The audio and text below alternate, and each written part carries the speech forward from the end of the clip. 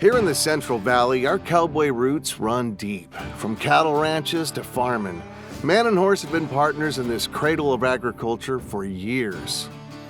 Even though I grew up in the country, I've worked on farms, I've never really got the whole cowboy experience. I've never even been to a rodeo. And yeah, there's like bull riding, which is like crazy and looks insane to do, but I want to go to like a real rodeo. I want to meet some real cowboys, folks who actually ride the range for a living.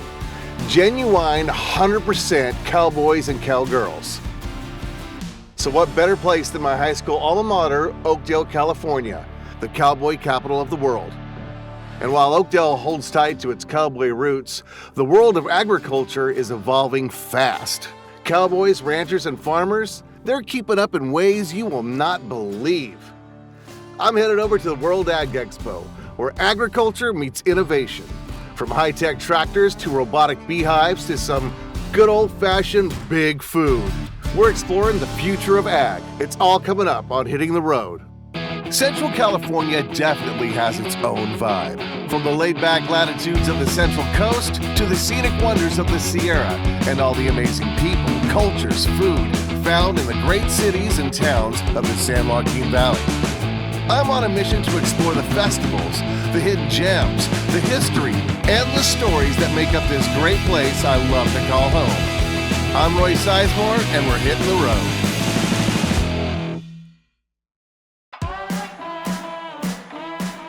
Hitting the Road with Roy Sizemore is made possible by viewers like you. Your support fuels the adventures and incredible connections that make the Central Valley special.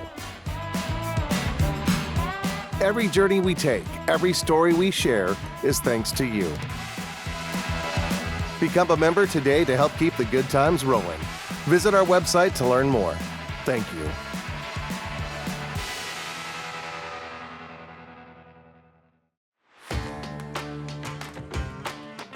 If you were to paint the perfect day for a rodeo, this would be it.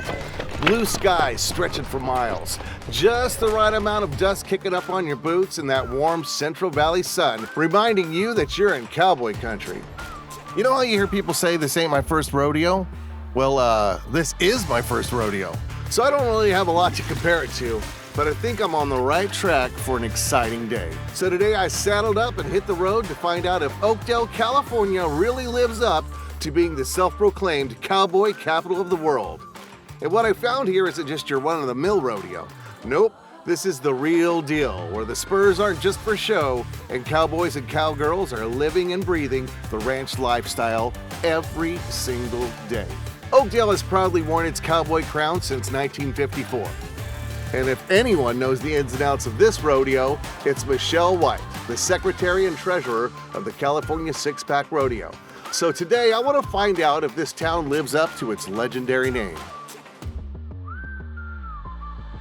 All right, now Oakdale is said to be the cowboy capital of the world. Thoughts? Hot take? You know what? I actually think I would agree with that statement, at least in California. So you do a lot of this stuff, obviously, and you're involved in all this. What makes you love the rodeo stuff so much? It's cool to teach people, a lot of the rodeos, you get people who aren't really familiar with this culture. They come and you get to teach them about it, and a lot of people think there's harm to the animals. Really, these animals are taken better care of than most of household pets, Right. So is it six-pack rodeos because there's 6 of them, or is it because it's beer? Yeah, there's actually 7. There was 6, I think, at one point. So basically the rodeos get together and there's a point system, and depending on, how you place at all the rodeos, you accrue points, and then there's awards at the end. Okay, so a ranch rodeo, what's the difference with a ranch rodeo and the bull riding, barrel racing kind of rodeo? Yeah, so the standard PRCA pro rodeos, like the Oakdale Rodeo, you have certain events which originated from kind of ranch work, but have turned into a little bit more performance, but still showing you some of that ranch work. This here is kind of what you would see on an everyday working ranch. So this is the real deal. This is the real deal. This is what you're actually doing if you're out working on a ranch. You're not because you're not running up and running around barrels and deciding hey, what'd be fun? Let's go jump on that bull. That doesn't really happen in real life. Correct. Well, no. Yeah, you wouldn't really do that on a ranch, I guess. I think that more came out of fun. But what you see here, I think it came out of the six packs. Yeah, no, or too many six packs. Yeah, exactly. Yeah, maybe it was that seventh one. Yeah, there you go. It was too many. Yeah, it was that one extra. All right, well, it looks like the only six pack I'll be getting is some cold brews in the cooler. But jokes aside, the Six Pack Rodeo Association brings in over 200,000 fans every year. This takes years of training and trust with the animals. They make it look easy, but trust me, it's not. I bet you that kid's already better at this than I'll ever be. He's a natural. And speaking of natural, the next cowboy isn't just a top rider, he's a horse breaker. I know that sounds awful, but no, what that means is he trains these animals from the ground up to make them rodeo ready, to make them ranch ready. Cody McNanny and his old buddy, Doug the Horse, give us some insight on today's event. All right, so our hot take today is Oakdale calls itself the Cowboy Capital of the world. Yes. Yes or no? Yeah, I do believe. I think there's definitely more cowboys here still than people really think. Yeah? There's, definitely the orchards and stuff have kind of moved in, but there is still a lot of cattle and a lot of cowboys here. Yes. The lineage of past, cattlemen and even world champion cowboys that still live here or have been to the national finals rodeo. Right.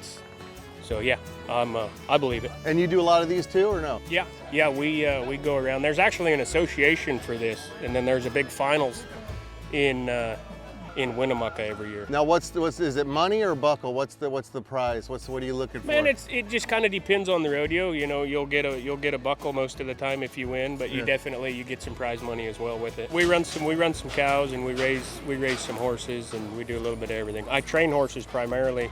It's kind of what our business is, but. So when you train them to do this kind of stuff? Yep. And barrel racing? Yeah, barrels or whatever. I start a lot of horses, so kind of from the ground, I put the first handful of rides on them to where, they're easy for somebody else to go ahead and take home and ride themselves. Wow, so you're like a real cowboy. I suppose, yeah. It's how you don't meet a lot of real cowboys anymore. I appreciate it. As the day went on, I started thinking, man, I probably should have put on some sunscreen. But I was also surprised to learn that Oakdale had a bit of controversy surrounding its claim to being the cowboy capital of the world. Other towns like Bandera and Stephenville, Texas, also claimed the same title, claiming they had more rodeo world champions than anywhere else. So yeah, it was a bit of a cowboy showdown. This whole thing got way serious back in 2000. Oakdale actually sued Bandera, Texas over the name. In the end, the lawsuit didn't officially settle who got the title, but if you ask folks here in Oakdale, there's no question, they earned it. Your name's Cowboy? Yes, sir. Your parents named you Cowboy? Legally. Legally. I'm gonna name my kid Astronaut. I mean, it's kind of self-fulfilling prophecy, right? Now, you all are real cattle people. What's your day like, man? Take me through a day, Cody. Well, we generally saddle horses before daylight, and then we trailer where we're going. Me and this guy work for 5 Dot Land and Cattle in Susanville, California, and we just trailer out to where we need to go. The ranch is about 100 miles long, and Dang. And we trailer out to where we need to go, and then we make us a circle and gather cows, and me and this guy take care of about 3,000 cows with other guys that are part of our crew. So are you moving them to different places to eat or Yes, to sir. graze? So Yeah. you try to keep them moving? Yes, sir. We got different permits on different mountains. You guys worry about rattlesnakes and crap like that or no? No, see a bear once in a while. And, yep. Mountain lions. Yeah, I'll be a little more scared of the mountain lions than the snakes, to be honest with you. So if a cow gets sick and you're out on the trail, are you the vet?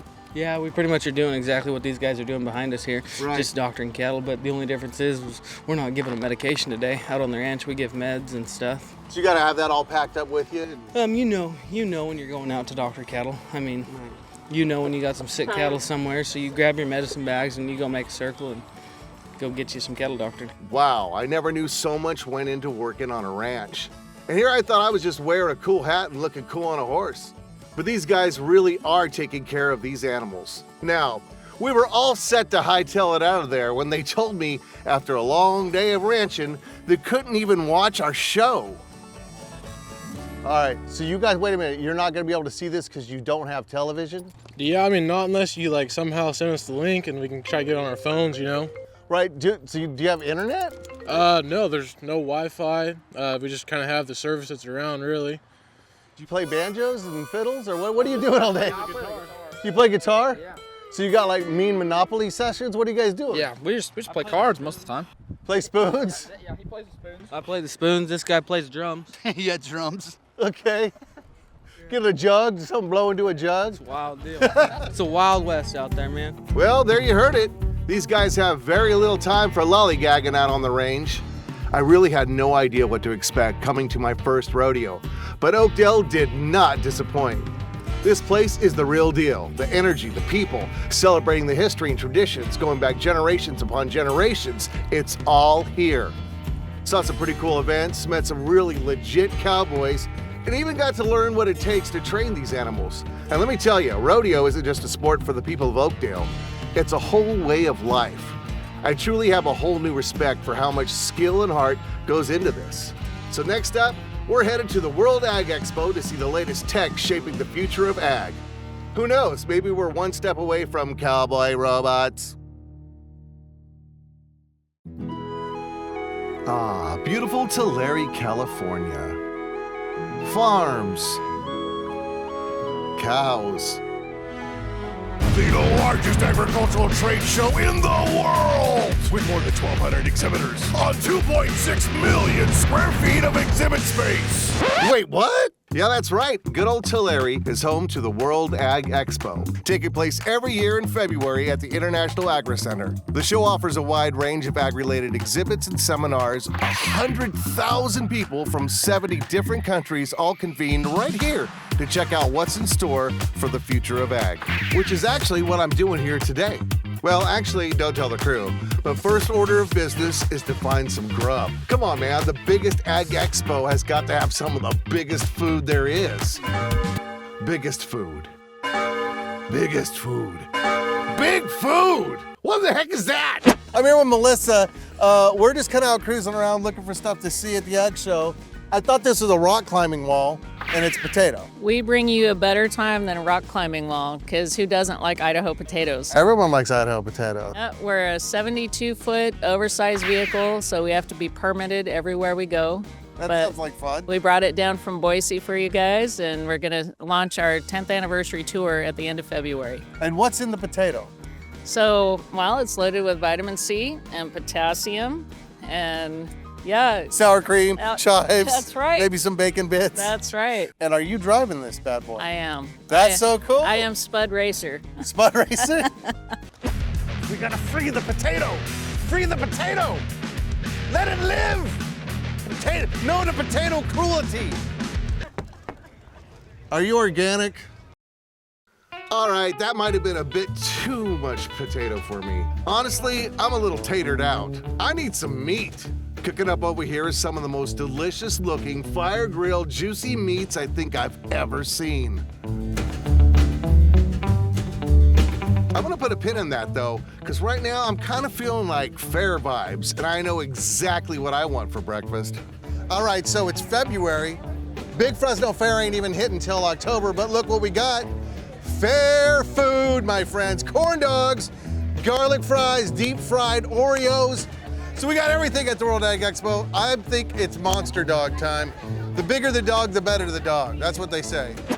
Finally got my corn dog. And what are you guys eating today? Chicken. This is a corn dog, not a microphone. Okay. I just did. All right, now that I've eaten my weight in corn dog, I think it's time to check out what I'm really here for. The World Ag Expo proper is basically a giant tech showcase to show off the newest and sometimes weirdest agricultural tech. From farming to cows, you name it, it's here. So I'm headed over to the show building. Free from the outdoor elements, companies can show off as elaborate and complex tech as they want. In here is where I'm gonna find the coolest showcases at the expo.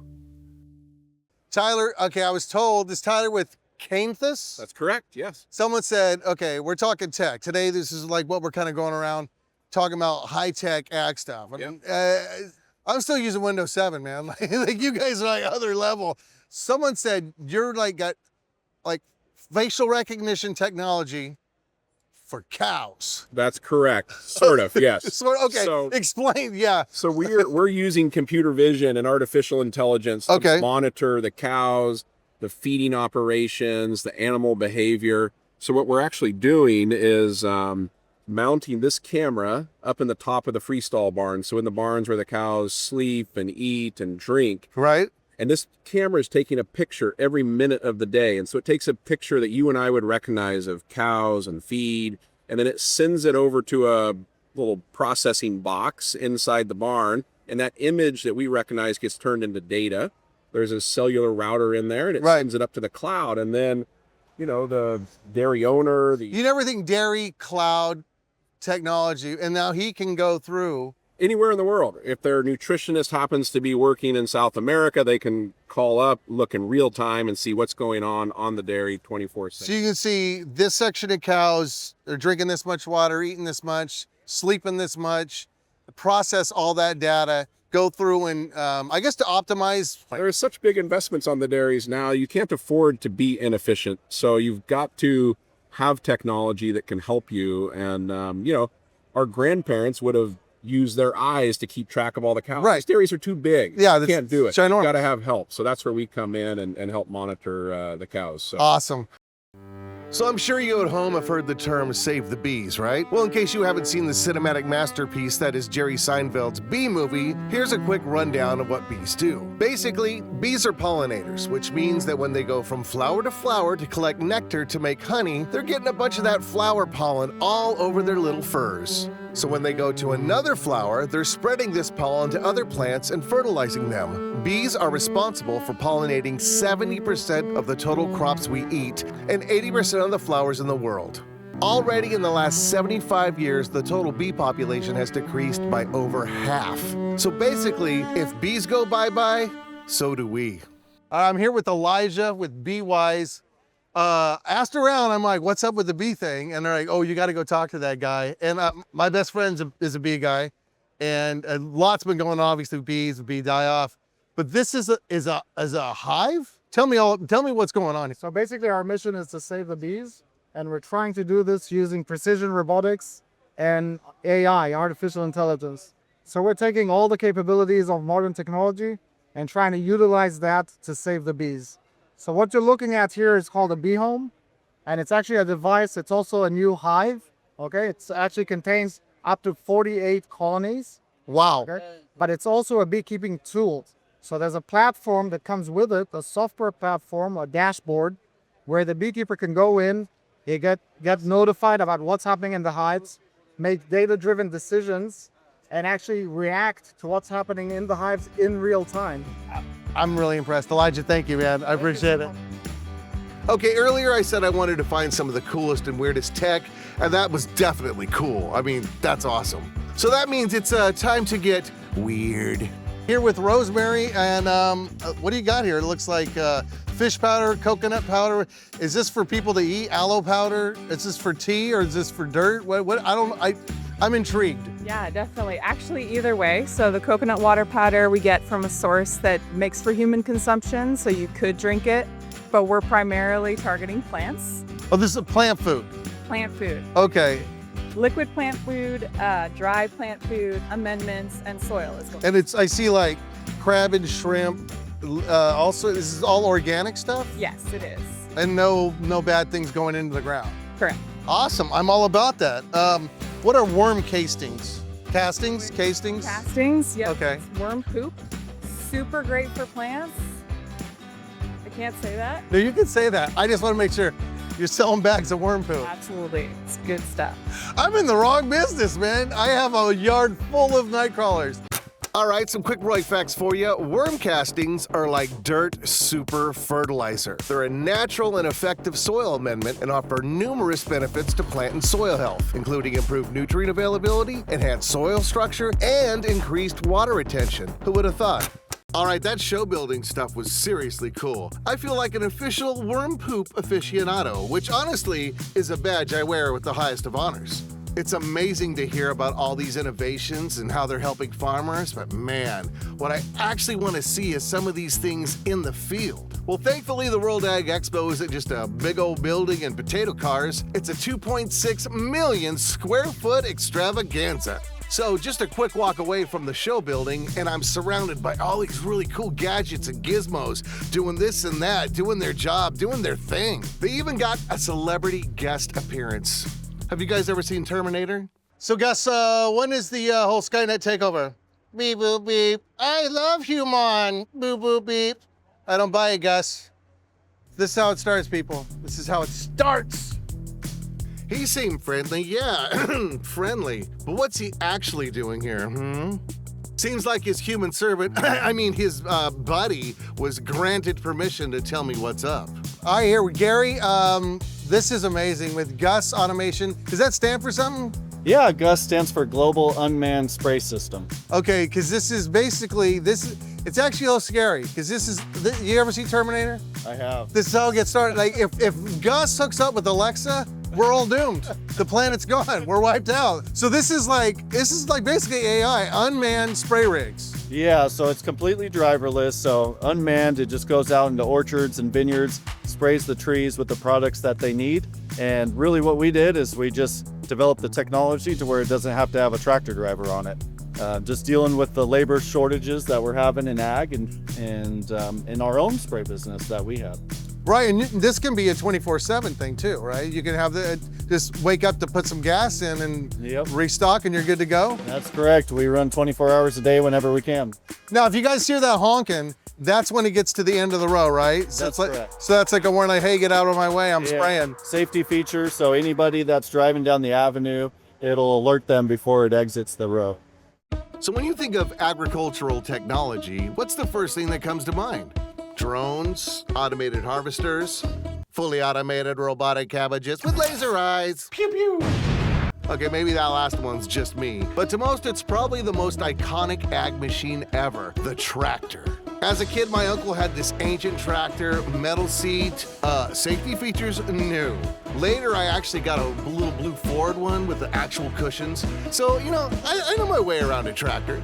But clearly, these ones aren't your uncle's tractors. I have to do whatever it takes. Beg, bribe, whatever I have to do, but I have got to get into one of those.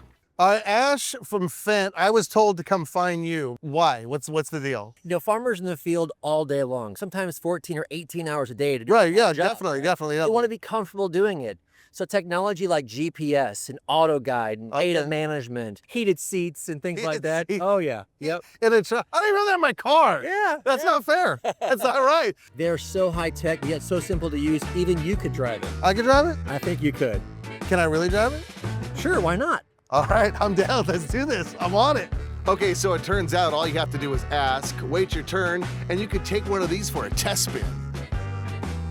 Howdy. Thank you so much. Appreciate it. Oh, you bet. I'm Roy. Roy, I'm Lewis. Lewis. All right, Lewis. So go ahead and just tip the joystick forward again. Okay. Ah, here we go. Whoa, the steering is so easy. This is a tractor. This does not feel like a tractor, man. This feels like a car.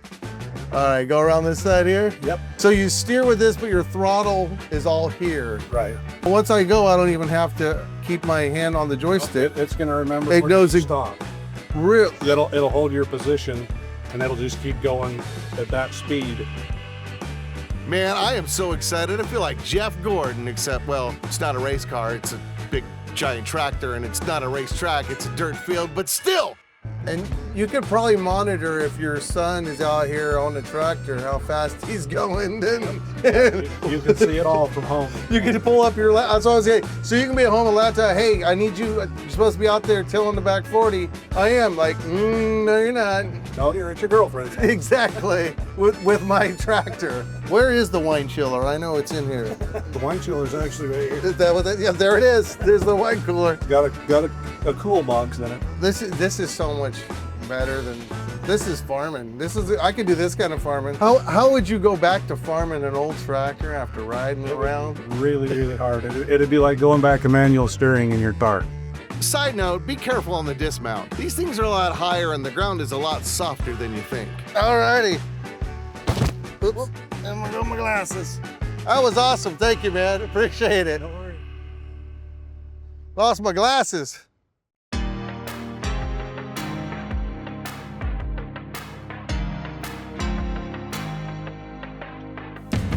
So many surprises. Ag tech has really come so far since I was a kid. Honestly, you need like 2 days or so to really check out everything here. I've barely scratched the surface today, and it's just cool to see how many people are so passionate about ag and its future, not only here in the valley, but worldwide. Anyway, February, Tulare, you know where to come check it out. It's amazing. That's a wrap.